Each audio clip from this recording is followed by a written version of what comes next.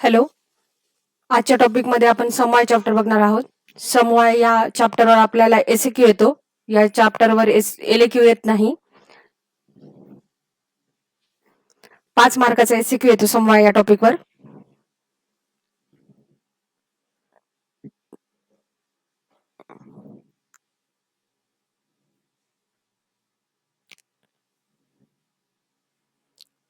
आता समवाय या टॉपिकवर क्वेश्चन कशा पद्धतीचे येतात ते एकदा आपण बघूयात.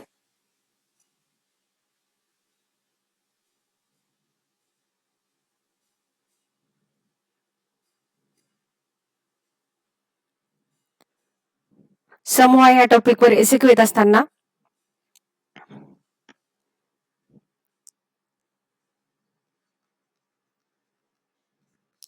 समवाय ची व्याख्या सांगून समवायाचे उदाहरण लिहा म्हणून येऊ शकतं, किंवा समवाय व संयोग यातील फरक स्पष्ट करा म्हणून येऊ शकतो. आणि फारच क्वचित जर विचारला तर समवायची व्याख्या किंवा लक्षण लिहून समवायची आयुर्वेदिक उपयोगिता. तर समवायची आयुर्वेदिक उपयोगिता फार तर विचारला जाणारा क्वेश्चन नाहीये, परंतु समवायचे लक्षण लिहा आणि उदाहरणं सांगा, किंवा समवायचे परिभाषा लिहून संयोग आणि समवाय मधील भेद स्पष्ट करा, अशा पद्धतीचे 2 क्वेश्चन जे आहेत या दोन्हीपैकी एखादा एमसीक्यू तुम्हाला पेपरला येऊ शकतो. तर आता आपण बघूयात की समवाय म्हणजे नेमकं काय आहे. तर समवाय म्हणजे नेमकं काय, तर समवाय म्हणजे संबंध. समवाय म्हणजे संबंध. समवाय हा शब्द जो आहे तो सम प्लस अव प्लस ई प्लस अच या शब्दापासून बनलेला आहे. जर समवाय शब्दाची आपण निरुक्ती बघितली तर समवाय असा शब्द बनलेला आहे. तर हा शब्द कसा बनलेला आहे, सम प्लस अव प्लस ई प्लस अच अशा पद्धतीने समवाय हा शब्द बनलेला आहे. याचा अर्थ काय होतो, तर याचा अर्थ होतो मिश्रण किंवा मिलाप. मिश्रण किंवा मिलाप आपण बघितलं की केव्हा कोणत्याही 2 गोष्टी एकत्र आल्या तर त्याला आपण काय म्हणतो, मिश्रण म्हणतो. तर अशाच पद्धतीचा याचा अर्थ आहे मिश्रण किंवा मिलाप. आता समवाय संबंध म्हणजे नेमकं काय, समवाय हा संबंधाचा एक प्रकार आहे. समवाय हा संबंधाचा एक प्रकार आहे. आता समवाय समजून घेण्यासाठी आपल्याला संबंध म्हणजे नेमकं काय हे समजून घ्यावं लागेल. तर आपण जर हे उदाहरण बघितलं तर ह्या उदाहरणामध्ये हा जो पक्षी आहे हा या वृक्षाच्या फांदीवर बसलेला आहे. हा पक्षी या वृक्षाच्या फांदीवर बसलेला आहे. आता इथे जो आहे संबंध दिसत आहे आपल्याला ह्या फांदीमध्ये आणि ह्या पक्षीमध्ये. या पक्षीमध्ये आणि ह्या फांदीमध्ये आपल्याला संबंध दिसत आहे. हा पक्षी इथे या फांदीवर बसलेला आहे, तर ह्या दोघांचा हा काय आहे, संबंध आहे. हा संबंध कोणा दोघांमध्ये आहे, पक्षी आणि फांदीमध्ये. हा झाला एक संबंध. दुसरा संबंध असा आहे की ह्या पक्षाच्या अंगावर निळा रंग आहे, नीलवर्ण. नीलवर्ण हा ह्या पक्षाच्या अंगावर आहे. तर हा नीलवर्ण आणि पक्षी ह्यांचा जो संबंध आहे हा दुसरा संबंध. पहिला संबंध झाला पक्षी आणि फांदी मधला, दुसरा संबंध झाला नीलवर्ण आणि पक्षामधला. आता हे दोन्ही संबंध जरी संबंध असले तरी या दोन्ही संबंधामध्ये फरक आहे. या दोन्ही संबंधामध्ये फरक काय आहे की हा फरक आपल्याला ह्या उदाहरणातून समजून जाईल. जेव्हा हा पक्षी या फांदीमधून उडायला लागेल, हा पक्षी उडायला लागल्यावर हा फांदीपासून दूर होऊन जाईल. आणि हा पक्षी जेव्हा उडत असेल तेव्हा ती फांदी आणि पक्षी ह्यातला संबंध जो आहे तो संपुष्टात आला. ही जी काही फांदी आहे आणि पक्षी आहे यातला जो काही संबंध आहे हा संबंध संपला, तुटला. हा संबंधाचा नाश झाला. परंतु निळा वर्ण आणि पक्षी ह्याचा नाश झालेला नाही. हा पक्षी दूर उडत उडत कितीही लांब गेला तरीही त्याच्यावरचा निळा वर्ण हा त्याच्यापासून दूर होणारा नाही आहे. म्हणजेच पहिला जो संबंध बघितला आपण फांदी आणि पक्षीचा तो नाश होणारा होता.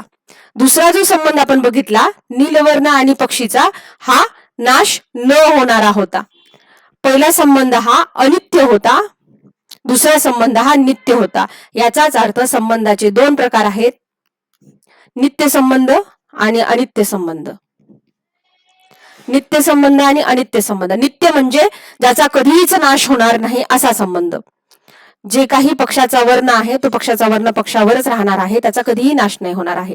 आणि अनित्य संबंध म्हणजे त्या फांदीचा आणि पक्षाचा जो संबंध आहे त्याचा नाश होणार आहे. पक्षी उडाला की त्यांच्या संबंधाचा नाश होणार आहे, तो आहे अनित्य संबंध.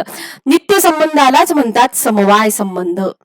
समवाय संबंध हा नित्य संबंधाला म्हणतात, जो कधीही नष्ट होणार नाही असा संबंध. आणि अनित्य संबंधाला म्हणतात संयोग. अनित्य संबंधाला संयोग असे म्हणतात. आणखी उदाहरण देऊन आपण उदाहरणामधून बघूया की त्याच्यामध्ये नित्य संबंध काय आणि अनित्य संबंध काय. या सहानेवर हा चंदन उगाळून लेप बनवला जातो. या सहानेवर हा चंदन उगाळून लेप बनवला जातो. आता ह्या चंदनाचा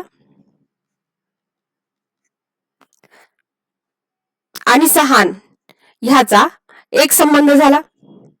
दुसरा संबंध म्हणजे ह्या चंदनाचा शीतगुण.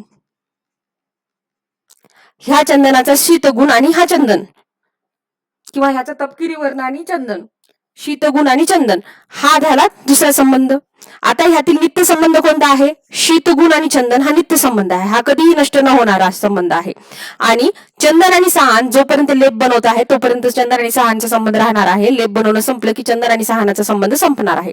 म्हणजेच शीतगुण आणि चंदन ह्यांचा संबंध जो नित्य संबंध आहे त्याला म्हणतात समवाय संबंध, आणि चंदनचा आणि सहानचा जो संबंध आहे त्याला म्हणतात संयोग संबंध. इथे हे चंदन जे आहे हे दाह प्रशमन करण्याचे कार्य करते. दाह प्रशमन आणि चंदन ह्यांचा जो संबंध आहे तो देखील कोणता संबंध आहे? नित्य संबंध आहे, कधीही न संपणारा संबंध आहे, समवाय संबंध. म्हणजे तुमच्याकडे जर चंदन दिलं आणि तुम्हाला म्हटलं की त्यातील शीतगुण काढून दाखवा वेगळा, तुम्ही काढू शकता का? नाही. जोपर्यंत चंदन आहे तोपर्यंत ते शीतगुणच राहणार आहे. जोपर्यंत चंदन अस्तित्वात आहे तोपर्यंत ते दाह प्रशमन करणारा राहणार आहे. म्हणजेच हा संबंध जो आहे तो नित्य संबंध आहे, समवाय संबंध आहे. दुसरं उदाहरण, खलबळ यंत्रामध्ये जर आपण एखादं गुडची कांड घेतलं तर, किंवा आवळा घेतला, त्रिफळा घेतला, तर त्याचं जर आपण चूर्ण तयार करत असतो तर त्या खलबळ यंत्राचा आणि त्या द्रव्याचा संबंध जो असतो तो अनित्य संबंध असतो, पण त्या द्रव्याचा आणि त्या गुणांचा जो संबंध असतो तो नित्य संबंध असतो. म्हणजे थोडक्यामध्ये संबंध हे दोन प्रकारचे आहेत, नित्य आणि अनित्य. नित्य संबंधालाच म्हणतात समवाय संबंध, अनित्य संबंधालाच म्हणतात संयोग संबंध. तर आपल्याला एसक्यू हा समवाय संबंध, कारण आपल्याला चॅप्टर जो आहे तो समवाय संबंध याच्या संदर्भात आहे, तर त्यामुळे आपल्याला एसक्यू समवाय संबंधावर येणं अपेक्षित आहे, किंवा मग समवाय आणि संयोग यातील फरकावर. आता बघूया आपण समवाय संबंधाची परिभाषा. आता इतकी जे उदाहरण बघितले त्यामध्ये आपल्याला एक लक्षात आलं असेल की जे काही द्रव्य आहे ते द्रव्य आणि त्यांची गुण हे एकमेकांशी समवाय संबंधाने राहतात, म्हणजे ते एकमेकांपासून कधीही अलग न होणारी आहेत. तर ही पुढची व्याख्या बघा. समवायो अपृथक भावो. अपृथक भाव, पृथक म्हणजे वेगळा होणारा, अपृथक म्हणजे वेगळा न होणारा. समवाय हा अपृथक भाव आहे. हे संस्कृत श्लोकामध्ये आहे समवायो, आणि इथे हे दडलेलं आहे. तर हे काय आहे? अपृथक भाव. समवायो अपृथक भावो. अपृथक म्हणजे वेगळा न होणारा भाव आहे. भूम्यादीनाम गुणे मते. भूम्यादी, भूम्यादी म्हणजे पृथ्वी आदी. पृथ्वी आदी, पृथ्वी आदी काय आहेत? पंचमहाभूत. पृथ्वी आदी जे काही पंचमहाभूत आहेत त्यांचे जे काही गुण आहेत, पृथ्वी आदींचे गुण कोणते आहेत? पृथ्वी, आप, तेज, वायू, आकाश यांचे काही विशेष गुण पाहिलेले आठवतात का? तर यांचे विशेष गुण काय? पृथ्वीचा गंध गुण आहे, आपचा रसगुण आहे, तेजचा रूप आहे, वायूचा स्पर्श आहे, आकाशचा शब्द आहे. हे जे काही विशेष गुण आहेत, हे विशेष गुण म्हणजे पृथ्वी आदी जे काही महाभूत आहेत ते महाभूत यांचा जो संबंध आहे हा असाच अपृथक भाव आहे, दूर न होणारा भाव आहे. म्हणजेच हे समवाय संबंध आहे. स नित्यो, हे नित्य राहणार आहे. यत्र ही द्रव्य तत्र न तत्र अनियतो गुण. म्हणजे जेथे द्रव्य आहेत तेथे न तत्र अनियत, अनियत नाहीत, म्हणजेच कसे आहेत? नियत आहेत. अनियत नाहीत म्हणजेच नियत आहेत. जिथे जिथे द्रव्य आहे तेथे तेथे नियत गुण आहेच. हे जे शब्द आहे ना, हे फक्त काय दिलेलं आहे, इथे न दिलेलं आहे आणि परत अनियत दिलेलं आहे. तर न अनियत, अनियत नाही याचाच अर्थ काय होतो, नियत आहेत. जिथे जिथे द्रव्य आहे तेथे तेथे नियत गुण आहेत. म्हणजेच नियत म्हणजे निश्चित रूपाने, जिथे द्रव्य असणार आहे तिथे निश्चित रूपाने गुण असणारच आहेत. म्हणजे तुम्ही जिथे चंदन आहे तिथे निश्चित रूपाने त्या चंदनाचे गुण असणारच आहेत. जिथे पृथ्वी आदी आहेत तिथे निश्चित रूपाने पृथ्वीचे जे काही गुण आहेत, पृथ्वीचे खरत्व असेल, पृथ्वीचं गुरुत्व असेल, हे गुण तिथे राहणारच आहेत. गंध गुण आहे तिथे राहणारच आहेत. यालाच समवाय संबंध असे म्हणतात. थोडक्यामध्ये काय आहे, समवाय संबंध हा अपृथक भाव आहे. भूमी आदी जे पंचमहाभूत आहेत त्यांचे जे विशेष गुण आहेत हे त्यांच्यापासून पृथक न होणारे आहेत, अपृथक भाव आहेत, त्यांनाच समवाय असे म्हणतात. भूमी आदीचे जे विशेष गुण आहे, पृथ्वी आप तेज वायू आकाश यांचे जे काही विशेष गुण आहे, शब्द स्पर्श रूप रस गंध, हे अपृथक भाव आहेत, त्यांनाच समवाय संबंध असे म्हणतात. हे नित्य आहे. हा संबंध जो आहे हा नित्य संबंध आहे. जिथे जिथे द्रव्य आहे, यत्र ही द्रव्य न तत्र अनियत गुण. जेथे जेथे द्रव्य आहे तेथे नियत स्वरूपात गुण हे असतातच. दुसरी व्याख्या बघूयात आपण. तेन आधारानाम आधारेयो अपृथक भाव समवाय. चक्रपाणीनुसारची व्याख्या आहे. पहिली जी व्याख्या बघितली होती ही आपली चरक संहितेनुसारची आहे. तर त्यावरच्या टीकेमध्ये चक्रपाणी यांनी सांगितलेलं आहे की समवाय म्हणजे काय, तर आधार आणि ह्या आधाराने राहणारे आधेय यांचा अपृथक भाव, यांचा अलग न होणारा जो भाव आहे त्याला समवाय असे म्हणतात. जसं की द्रव्य आहे, आपण आधीच बघितलं, द्रव्याच्या आश्रयानं कोण कोण राहतं, गुण राहतात, कर्म राहतात. बरोबर आहे. हे द्रव्याच्या आश्रयाने राहतात. म्हणजेच द्रव्य हा झाला आधार, गुणकर्म झाले आधेय. पण हे गुणकर्म ह्या द्रव्यापासून कधी वेगळे होतात का, नाही. तर हा अपृथक भाव आहे. म्हणजेच आधाराच्या आणि आधेयाचा ह्या दोघांचा जो संबंध आहे, जो अपृथक संबंध आहे त्याला समवाय असे म्हणतात. आधार आणि त्याच्या आश्रयाने राहणारे आधेय यांचा जो अपृथक भाव आहे त्याला समवाय असे म्हणतात. उदाहरणामध्ये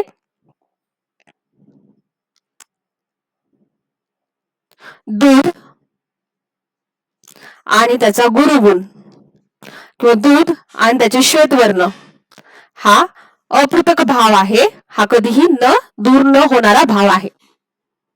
किंवा इक्षु आणि त्याचा मधुर रस, इक्षु आणि मधुर रस हा अपृथक भाव आहे. दुसरी व्याख्या बघूया आपण समवायाची. नित्य संबंध समवाय. नित्य संबंध समवाय. जर आपल्याला असं लिहिलं की समवाय संबंध स्पष्ट करून समवाय संबंधाची व्याख्या सांगून समवाय संबंधाची लक्षणं लिहा, तर लक्षणं म्हणजे नेमकं समवाय संबंध म्हणजे काय. जसं की अपृथक भाव, आधार आणि आधेय यांच्यातील अपृथक भाव म्हणजे समवाय संबंध, ही झाली त्याची व्याख्या. परंतु समवाय संबंधाची लक्षणं सांगत असताना आपण काय सांगणार की हा नित्य संबंध आहे, हा अपृथक भाव आहे, हा अयुत सिद्ध संबंध आहे. आता अयुत सिद्ध संबंध म्हणजे काय, अयुत सिद्ध संबंध आपण बघूयात. अयुत सिद्ध वृत्ती, ही अयुत सिद्ध वृत्ती म्हणजे काय, तर दोघांमधली अशी वृत्ती, योदयोमध्ये अशी, या दोघांमधली अशी वृत्ती जी एकाचा नाश होईपर्यंत, एकांचा नाश होईपर्यंत दुसरी त्याच्या आश्रित राहते. जोपर्यंत एका गोष्टीचा नाश होत नाही तोपर्यंत दुसरी गोष्ट जी आहे ती त्याच्या आश्रित राहते. त्यालाच तावत अयुत सिद्ध, यालाच अयुत सिद्ध असे म्हणतात. एकाचा नाश होईपर्यंत दुसरी त्याच्या आश्रित राहते, त्यालाच अयुत सिद्ध म्हणतात. आता हे उदाहरणानं जास्त लक्षात येईल. चंदन घेतलं, चंदनाच्या आश्रयानं राहतो शीतगुण. जोपर्यंत चंदनाचा नाश होत नाही तोपर्यंत शीतगुण त्याच्या आश्रयानं राहणार आहे. चंदन आणि खलवा यंत्राचं तसं नाही. चंदन आपण उचललं तरी खलवयंत्राचाही नाश नाही होत आहे आणि चंदनाचाही नाश नाही होते, परंतु चंदन जरी उचललं तरी शीतगुण त्याच्यावरच राहतो. जोपर्यंत चंदनाचा नाश होत नाही, कम्प्लिटली चंदन आपण त्याचा पूर्ण लेप बनवून त्याचा वापर करून धुवून टाकून देत नाही, तोपर्यंत चंदनामध्ये शीतगुण राहतोच. जोपर्यंत त्याचं अस्तित्व राहणार तोपर्यंत त्याच्यामध्ये शीतगुण राहणार. नाश झाल्यावरच ह्या संबंधाचा नाश होतो, यालाच अयुत सिद्ध संबंध असे म्हणतात. एकाचा नाश होईपर्यंत दुसऱ्याचा त्या आश्रयाने राहणे यालाच अयुत सिद्ध संबंध असे म्हणतात. संयोगामध्ये तसे नसते. संयोगामध्ये ते दोन द्रव्य जे आहेत हे अलग अलग केले तर त्यांचा संयोग जो आहे तो संपतो, यालाच विभाग असे म्हणतात. आणि विभागानंतरही ते दोन्ही द्रव्य अस्तित्वात असतात. हा संयोग आणि समवायामधला फरक आहे. संयोगाचा नाश विभागाने होऊ शकतो, समवायाचा नाश हा त्यातील एका द्रव्याचा नाश झाल्यावरच होतो. आता अशी समवायाची जी काही उदाहरणं आहेत ते कशा पद्धतीचे आहेत आपण बघूया. अवयव अवयवी, अवयव अवयवी हे संबंधाचे समवाय कशा पद्धतीचा असू शकतो. अवयव अवयवी, अवयव अवयवी, गुणगुणी, क्रिया क्रियावंत, जाती व्यक्ती, विशेष नित्य द्रव्ये हे विशेष विशेष विशेष नित्य द्रव्ये हे विशेष नित्य द्रव्य हे म्हणजे आता बघा, अवयव अवयवी यांचा जो संबंध आहे हे बघा 5 पद्धतीचे. अवयव आणि अवयवी यांचा एक संबंध, गुण आणि गुणीचा संबंध, क्रिया क्रियावंताचा संबंध, जाती आणि व्यक्तीचा संबंध आणि विशेष नित्य द्रव्य, विशेष गुण आणि नित्य द्रव्य यांचा संबंध. उदाहरण दिल्यावर हे आणखी जास्त लक्षात येईल. अवयव अवयवी, अवयव अवयवी म्हणजे काय तर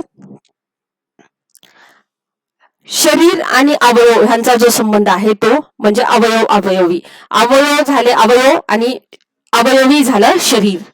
त्यानंतर घट आणि माती, म्हणजे घट कशापासून बनलेला आहे, मातीचा बनलेला आहे. तर माती झाले अवयव, माती झाले अवयव आणि घट झालं अवयवी, घट झालं अवयवी. पट आणि तंतू अवयव अवयवी. खीर आणि दूध काय झाले आहे, अवयव अवयवी. दूध झालं अवयव, खीर झाली अवयवी. म्हणजे जी काही वस्तू बनते ती झाली अवयवी आणि दूध काय झालं अवयव. आता मला सांगा, जोपर्यंत घट आहे तोपर्यंत माती राहणार आहे, जोपर्यंत घट आहे तोपर्यंत माती राहणार आहे. घटाचा नाश झाला की मातीचा पण नाश होणार आहे, त्यांच्यातील संबंधाचा नाश होणार आहे. तर अवयव अवयवीचा संबंध जो असतो तो समवाय संबंध असतो. गुण आणि गुणी, चंदन आणि शीतगुण. तर यातील शीतगुण, शीत हा झाला गुण आणि चंदन झालं गुणी. चंदन काय झालं गुणी, म्हणजे ज्याच्यामध्ये गुण आहे त्याला गुणी असं म्हणतात. त्यानंतर दुग्ध आणि स्निग्ध गुण, दुग्ध आणि स्निग्ध गुण किंवा गुरुगुण. भूत आणि स्निग्ध गुण, भूताचा स्निग्ध गुण त्याच्यापासून कधी दूर केला जाता येणार नाही. तर यामध्ये घृत झालं गुणी आणि स्निग्ध गुण झालं गुण. साखर किंवा गुड आणि मधुर, मधुर झाला गुण आणि गुड झालं गुणी. त्याच पद्धतीने क्रिया क्रियावंत, चंदन आणि 10 शमन, गुरुची आणि ज्वरप्रशमन, पिंपळी आणि कफशमन, चित्रक आणि दीपन पाचन. तर हे झाले कर्म आणि हे झाले कर्म करणारे, म्हणजे हे झाले क्रिया आणि हे झाले क्रियावंत किंवा क्रियावान. तर क्रियावान आणि क्रिया यांचा पण नाश होत नाही, म्हणजे यांच्यातील संबंधाचा नाश होत नाही जोपर्यंत ते द्रव्य नाश होत नाही तोपर्यंत. जाती व्यक्ती, ती व्यक्ती मनुष्य आणि मनुष्यत्व, गो आणि गोत्व म्हणजे गाय आणि गोत्व ही जाती. तर गुलाब आणि गुलाबत्व, तर ही जाती आणि व्यक्ती यांचा देखील संबंधाचा कधीही नाश होणार नाही, हा समवाय संबंध आहे. विशेष द्रव्य आणि नित्य, म्हणजे विशेष जे काही द्रव्य आहे, विशेष गुण आणि नित्य द्रव्य यांचा संबंध.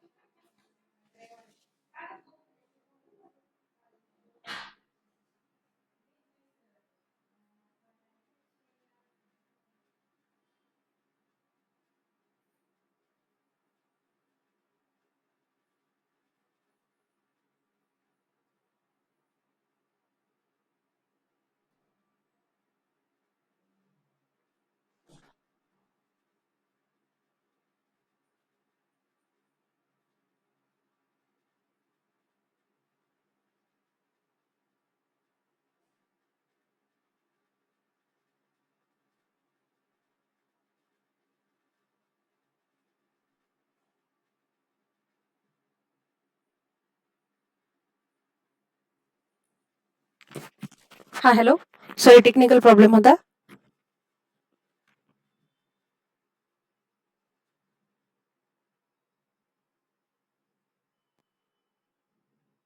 तर अशा पद्धतीने आपण हे संबंध बघितले. विशेष द्रव्य आणि क्रियावंत म्हणजेच जे काही पृथ्वी आदी द्रव्य आहेत ते विशेष द्रव्य, आणि क्रियावंत म्हणजे काय, तर हे विशेष द्रव्य पृथ्वी आणि नित्य द्रव्य पृथ्वी आणि त्याचा विशेष गुण काय झाला, गंधगुण. तर हा गंधगुण पृथ्वीपासून कधीही अलिप्त न होणार आहे. तर अवयवावयवी घट आणि माती हा संबंध.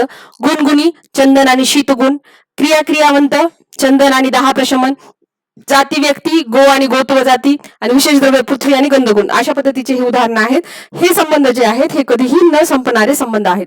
तुम्हाला प्रॅक्टिकल्स मध्ये हे जे काही संबंध आहेत 5-5 संबंध लिहा असा प्रश्न येऊ शकतो की समवाय संबंधाचे 5 उदाहरणं द्या, किंवा कशा पद्धतीचे समवाय संबंध असतो, अवयवावयवीची 3 उदाहरणं द्या, गुणगुणीची 5 उदाहरणं द्या, क्रियावांचे 5 उदाहरणं द्या. तर तुम्ही इझिली लिहू शकता की उष्ण गुण आणि पिंपळी, तीक्ष्ण गुण आणि चित्रक. तर हे काय गुणगुणी संबंध आहेत. कितीतरी सारे द्रव्य आहेत, कितीतरी सारे कर्म आहेत, ते तुम्ही क्रियावान गुणगुणीमध्ये उदाहरण त्याची लिहू शकता. त्यानंतर अजून एक वाक्य आहे, इह इदम इति, हे यापासून बनलेले आहे, असा कार्यकारणचा जो संबंध असतो त्याला समवाय संबंध असे म्हणतात. हे वैशेषिक दर्शनची व्याख्या आहे. इह इदम इति, ह्यामध्ये हे आहे म्हणजे घटामध्ये माती आहे, हा कार्यकारण संबंध. पटामध्ये तंतू आहेत, हे यापासून बनलेले आहे. घटामध्ये माती आहे, पटामध्ये तंतू आहे. भातामध्ये तांदूळ आहे, पोळीमध्ये गहू आहेत. हा जो काही संबंध आहे इह इदम इति, हे यापासून बनलेले आहे, हा कार्यकारणाचा जो संबंध आहे याला समवाय संबंध असे म्हणतात. म्हणूनच तर हे जे काही कारण आहेत ना, हे ज्याच्यापासून बनलेले आहेत त्याला समवाय कारण असे म्हणतात. आपण बघितलं होतं. तर याला काय म्हणतात, समवाय कारण. कारण ह्यांच्यातील संबंध जो आहे तो समवाय संबंध आहे. तर अशा पद्धतीने आपण ही उदाहरणं बघितली. दुसरी एक व्याख्या आहे की समवाय संबंध म्हणजे काय, घटादीनाम कपालादो, घटादीचा कपाल आदिशी, म्हणजे घटाचा कपाल आदिशी, म्हणजे ह्यात समजा हे घट आहे, हे घट तुटला त्यापासून काय बनत असतात, हे तुकडे तुकडे बनतात. नाही तर हे कपाल आहेत, हे याच्यातील माती आहे. तर घटादीचा कपालाशी द्रव्याचा गुणकर्माशी, म्हणजे घटादीचे कपाल काय आहे, त्याचे अवयव आहेत. तर अवयव अवयवी संबंध थोडक्यामध्ये, घटादीचा कपालाशी द्रव्याचा द्रव्येषु गुणकर्मयो, गुणाशी आणि कर्माशी, द्रव्याचा गुण आणि कर्माशी, ह्याच द्रव्याचा तेषु म्हणजे द्रव्याचा जातीशी जो संबंध आहे त्याला समवाय संबंध असे म्हणतात. समवाय प्रकृतीतः म्हणजे घटादीचा कपालाशी अवयव अवयवी संबंध, द्रव्याचा गुणाशी, द्रव्येषु गुणकर्मणाम म्हणजे द्रव्याचा गुणाशी, द्रव्याचा कर्माशी जो संबंध आहे तो तेषु जातीश्च म्हणजे या द्रव्याचा जातीशी जो संबंध आहे त्याला समवाय संबंध असे म्हणतात. जी व्याख्या तुम्हाला पाठ होत असेल ती व्याख्या पाठ करा आणि त्याची काही लक्षणं. तर समवाय संबंधाची लक्षणं म्हटलं तर काय लक्षण येणार, पहिलं म्हणजे नित्य संबंध आहे, अपृथक भाव आहे. त्यानंतर काय येणार, ही लक्षणं सांगत आहे. नित्य संबंध आहे, अपृथक भाव आहे, अयुत सिद्ध संबंध आहे. अयुत सिद्ध संबंध तर तिथे स्पष्ट करायचं, अपृथक भाव म्हणजे वेगळा न होणारा भाव, अयुत सिद्ध भाव म्हणजे जोपर्यंत एक द्रव्य संपत नाही, नाश होत नाही, तोपर्यंत दुसरं जे आहे त्याचा दुसरा जो द्रव्य पदार्थ आहे त्याच्याशी समवाय संबंधाने राहणार आहे. 1-2 पदार्थातील हा संबंध असतो. तर जोपर्यंत एक पदार्थ संपत नाही तोपर्यंत दुसरा पदार्थ त्याच्या समवाय संबंधाने राहतं, याला अयुत सिद्ध संबंध असे म्हणतात. तिसरं म्हणजे काय आहे, अवयव अवयवी संबंध, म्हणजे आता त्याचे प्रकार सांगायचे, अवयव अवयवी, गुणगुणी, क्रियावान, नित्य द्रव्य आणि विशेष गुण. तर हे काय झाले, व्यक्ती आणि जाती, हे त्याच समवाय संबंधाचे, अशा पद्धतीचा समवाय संबंध उपस्थित असतो. अशा पद्धतीने त्याची लक्षणं लिहायची आहेत तुम्हाला. आता समवायाचे भेद नित्य आणि अनित्य तसं स्पष्ट करून समवायाचे भेद वर्णन केलेले नाहीत, परंतु गंगाधर टीकेमध्ये शायद गंगाधर टीकाच, एक मिनिट, हा, चरकसंहितेचे टीकाकार गंगाधर यांनी मात्र समवायाचे भेद सांगितलेले आहेत की नित्य समवाय आणि अनित्य समवाय. म्हणजे समवाय संबंध हा नित्य संबंध आहे, परंतु समवायाचे 2 प्रकार, म्हणजे एक तर समवाय नित्य असेल किंवा अनित्य. आता कसं सांगते, नित्य संबंध समूह म्हणजे ज्या समूहाचा कधीच नाश नाही होणार, आणि अनित्य संबंध म्हणजे ज्याचा नाश होईल. आता तुम्ही म्हणसाल, आताच तुम्ही म्हणले की समूह संबंध हा काय होणार आहे, नित्य संबंध आहे, त्याचा कधीच नाश होणार नाही. त्या संबंधाचा कधी नाश होणार नाहीये, बरोबर आहे. परंतु ह्यांच्यानुसार त्यांनी काय सांगितलेलं आहे, म्हणजे हा एकमेव ह्यांचंच मत आहे असं की जर समजा चंदन घेतलं, चंदन आणि त्याचा शीतगुण घेतला, तर हा समवाय संबंध काय आहे, चंदनाचा नाश झाला तर हा चंदन आणि शीतगुण, तर शीतगुण चंदनाच्या समवाय संबंधाने राहणार आहे कधीपर्यंत, जोपर्यंत चंदनाचा नाश होणार नाही तोपर्यंत. परंतु चंदन हे नित्य द्रव्य आहे का अनित्य द्रव्य आहे, अनित्य द्रव्य आहे. कधी ना कधी चंदनाचा नाश होणार आहे, चंदन संपून जाणार आहे लेप करून, त्याचा लेपाचा वापर करून. तर ह्या चंदनाच्या ठिकाणी हा जो समवाय संबंध होता तो अनित्य संबंध होता, कारण चंदन संपलं की तो जो समूह आहे तो संपला, तो होता अनित्य संबंध, अनित्य समूह. कोणता समूह होता, अनित्य समूह. परंतु जर पृथ्वी, आप, तेज ह्यांचे परमाणू घेतले, पृथ्वीच्या परमाणूमध्ये कोणता आहे, गंधगुण आहे. पृथ्वीच्या परमाणूंचा कधीच नाश होणार नाही, कारण ते नित्य आहेत. तर ह्या समूहाचा कधीच नाश होणार नाही, म्हणून ते नित्य समूह झाला. म्हणजे त्यांच्या म्हणण्यानुसार नित्य द्रव्यांच्या ठिकाणी जो समूह संबंध असतो तो नित्य असतो, आणि अनित्य द्रव्यांच्या ठिकाणी जो समूह संबंध असतो तो अनित्य असतो. फक्त गंगाधर यांचंच मत आहे, ते दुसरं कोणाचंही नाही. संयोग आणि समूहामधील अंतर. संयोग आणि समूहामधील अंतर. तर संयोग आणि समूहामध्ये काय अंतर आहे,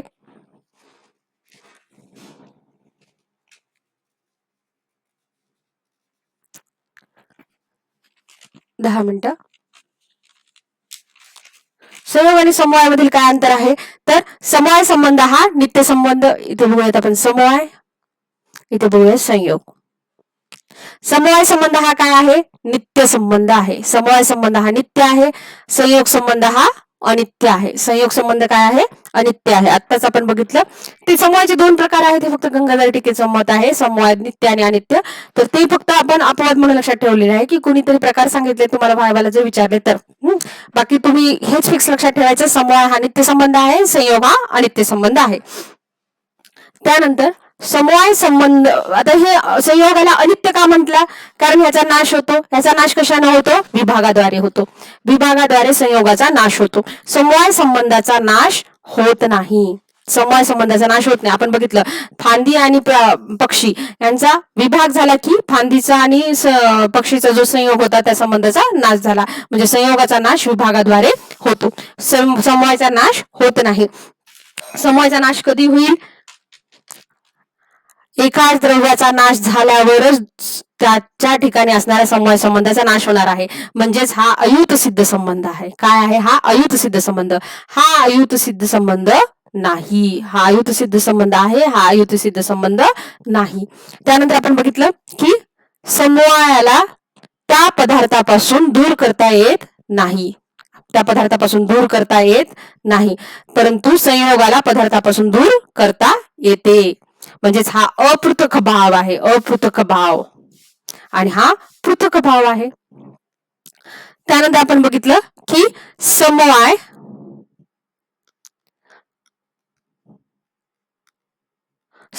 हा स्वतः एक पदार्थ आहे. कितवा पदार्थ आपण त्याला षड पदार्थामध्ये म्हटली नाही ना. समूह हा एक स्वतः पदार्थ आहे. हा पदार्थ, संयोग हा पदार्थावर आधारित आहे, हा स्वतः पदार्थ नाही.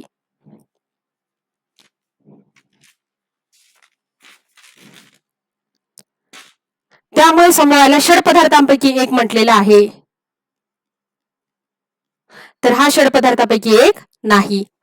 हा समूह आहे, हा प्राय म्हणजे बहुतांशरित्या कोणता संबंध असतो, प्राकृत संबंध असतो. आणि संयोग हा कृत्रिम संबंध असतो, म्हणजे निर्माण केलेला संबंध असतो. समवाय संबंध प्राय का म्हटलेला आहे, कारण गुण द्रव्याच्या ठिकाणी प्राकृतच राहणार, कर्म द्रव्याच्या ठिकाणीच प्राकृतच राहणार. परंतु अवयवी म्हणजे घट हे मातीपासून बनलेला आहे. तर हा जो संबंध आहे हा प्राकृत नाही ना, हा मानव निर्मितच आहे, म्हणून त्याला प्राय म्हटले. प्राय म्हणजे बहुतांश स्वरूपात हा प्राकृतच असणार आहे. समवाय संबंध हा कर्मावर आधारित नाही, कर्मावर आकार. प्रायचा अर्थ असतो बहुतांश, अधिकरित्या. समूह हा कर्मावर आधारित नाही, संयोग हा कर्मावर आधारित आहे.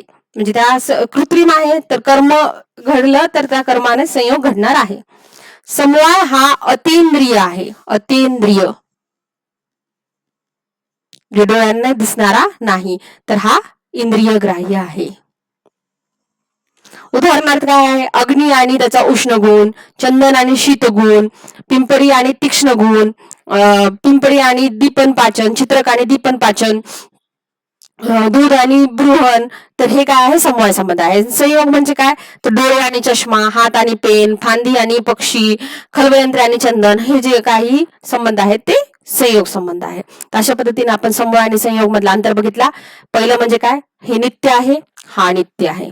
हे लिहून घ्या. हा नित्य आहे, हा नित्य आहे. नित्य आहे म्हणजे याचा नाश होत नाही, अनित्य आहे म्हणजे याचा नाश होतो आणि विभागाद्वारे याचा नाश होतो. हा अयुतसिद्ध संबंध आहे, हा अपृथक भाव आहे. अयुतसिद्ध म्हणजे एका द्रव्याचा जोपर्यंत नाश होत नाही तोपर्यंत त्याच्यावर समवाय संबंध हा टिकूनच राहतो, समवाय संबंधाने टिकूनच राहतो. दुसरं म्हणजे हा अपृथक भाव आहे, हा पृथक भाव आहे, हा अपृथक भाव आहे. त्यानंतर आपण बघितलं की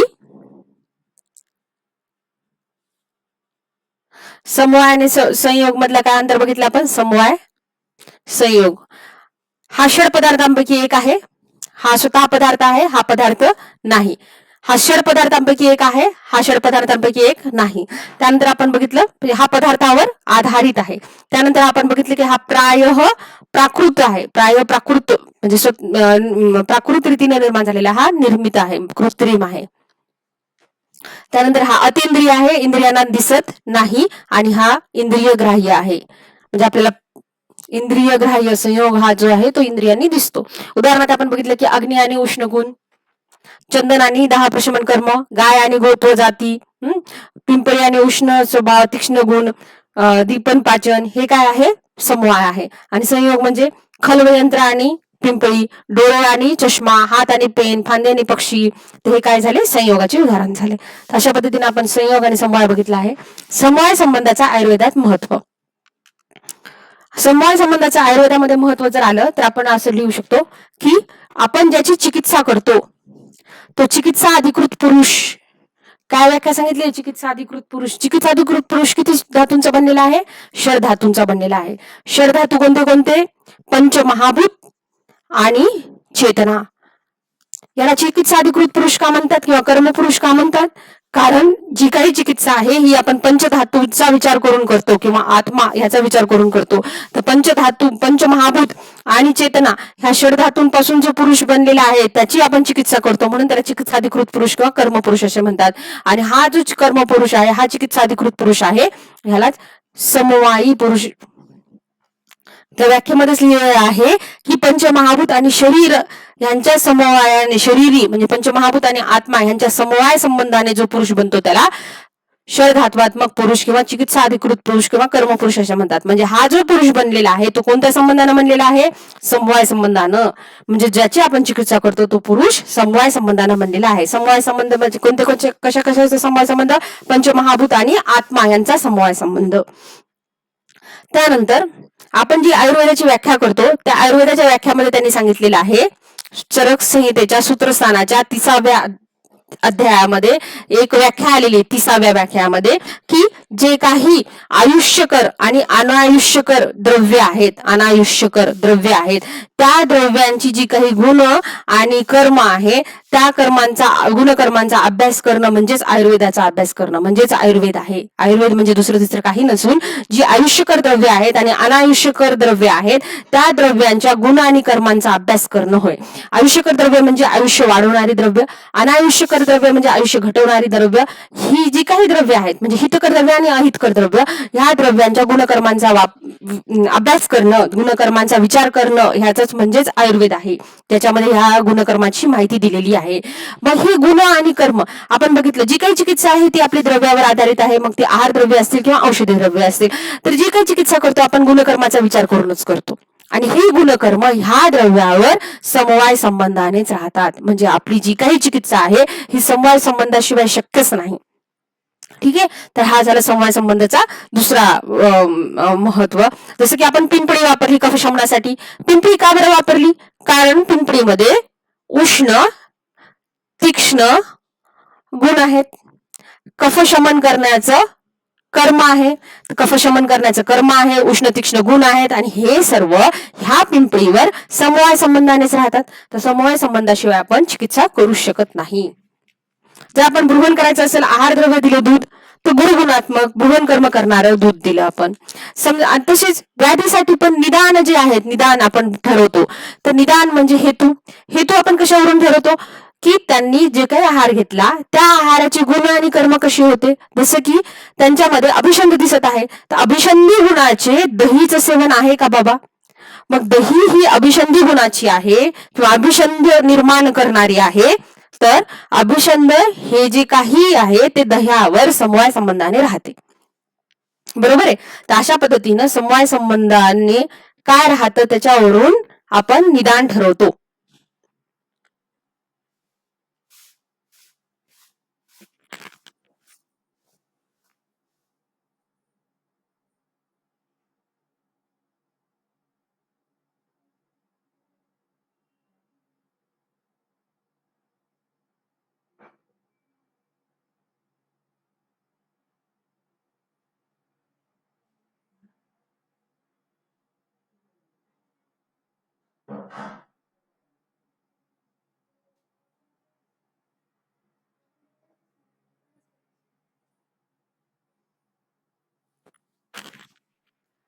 तर अशा पद्धतीने आपल्याला हेतूंचा विचार करताना देखील, निदानाचा विचार करताना देखील जे काही आहे त्या निदानाचा हेतू सेवनाचा विचार करताना गुणकर्माचाच विचार करावा लागतो. त्यानंतर आपण जर बघितलं की जे काही लक्षणं दिसतात, ही लक्षणं देखील आपल्याला समवाय संबंधाने अधिक रीतीने चांगल्या रीतीने समजू शकतात. जसं की दोष जे आहेत त्या दोषांची जी काही गुण आहेत त्या त्यांच्या समवाय संबंधाने राहणार आहेत. दोषांच्या ठिकाणी जे कर्म आहे ते देखील त्याच्या समवाय संबंधाने राहणार आहे. जर समजा एखाद्या व्यक्तीला अम्ल उद्गार,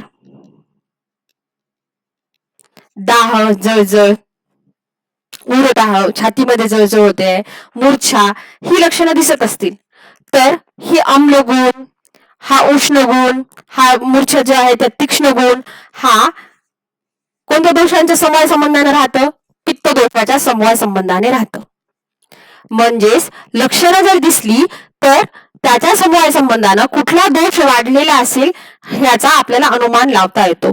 तर हे समवाय संबंधानं शक्य आहे. एखाद्या व्यक्तीमध्ये जर कंप, शूल हे वाढलेलं दिसले, वृक्षता, तर आपण काय म्हणणार, वृक्षगुण, शूल हे कर्म, कंप म्हणजे चलगुण, हे कोणत्या दोषाच्या समवाय संबंधानं राहतं, वातदोषाच्या. याचाच अर्थ त्याच्यामध्ये वातदोष काय झालेला आहे, वृद्धी झालेली आहे. म्हणजे लक्षणं आणि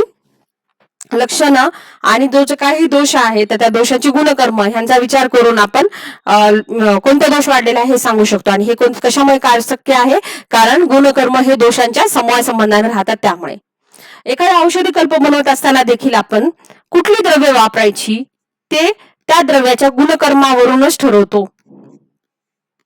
म्हणजे एखादा दीपन पाचन करायचं असेल आपण, तर आपण पंचकोल घेतो.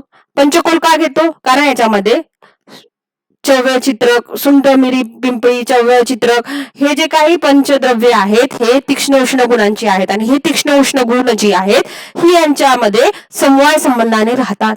यांच्यामधलं दीपन पाचन हे जे कर्म आहे याच्या समवाय संबंधाने राहतं.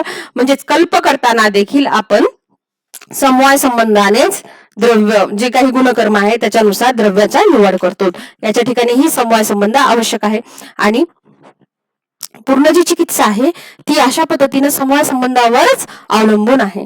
अशा पद्धतीने समवाय संबंध हे आयुर्वेदामध्ये महत्वाचं आहे. म्हणजे आयुर्वेदामध्ये महत्व बघताना आपण काय बघितलं, एक तर जो काही पुरुष आहे ज्याची चिकित्सा करणार आहोत तो श्रद्धात्मक पुरुष आहे. श्रद्धात्मक पुरुष याचाच अर्थ पंचमहाभूत आणि चेतना यांचा समवाय संबंधाने बनलेला पुरुष. ज्याची चिकित्सा करतो ते देखील समवाय संबंधाने बनलेला आहे. आणि ज्याच्याद्वारे चिकित्सा करतो ते जे काही द्रव्य आहे त्यांच्यावर गुणकर्म देखील समवाय संबंधानेच राहतात. जे काही निदान आहे ज्याचे हेतू आपण हेतूंचा विचार करतो तर हा हेतूंचा विचार देखील आपण का करू शकतो, कारण द्रव्याच्या आश्रयाने गुणकर्म समवाय संबंधाने राहतात. लक्षणांचा विचार करून आपण कोणता दोष वाढलेला आहे हे कसं सांगू शकतो, कारण गुणकर्म हे दोषांच्या समवाय संबंधानेच राहतात.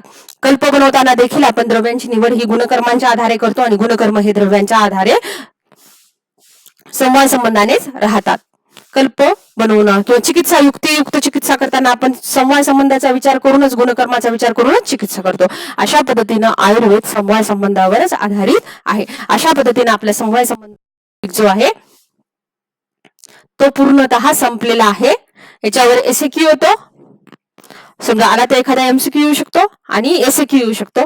तर अशा पद्धतीने जर हे पूर्ण टॉपिक जर तुम्ही पाहिलं तर तुमचे 5 मार्क फिक्स होतील, कारण एक ना एक एसएक्यू याच्यावर कन्फर्म येणार आहे. एक एसएक्यू समवाय संबंधावर आणि एखादा एसएक्यू अभावावर येणार आहे. तर अशा पद्धतीने समवाय टॉपिक संपला आहे.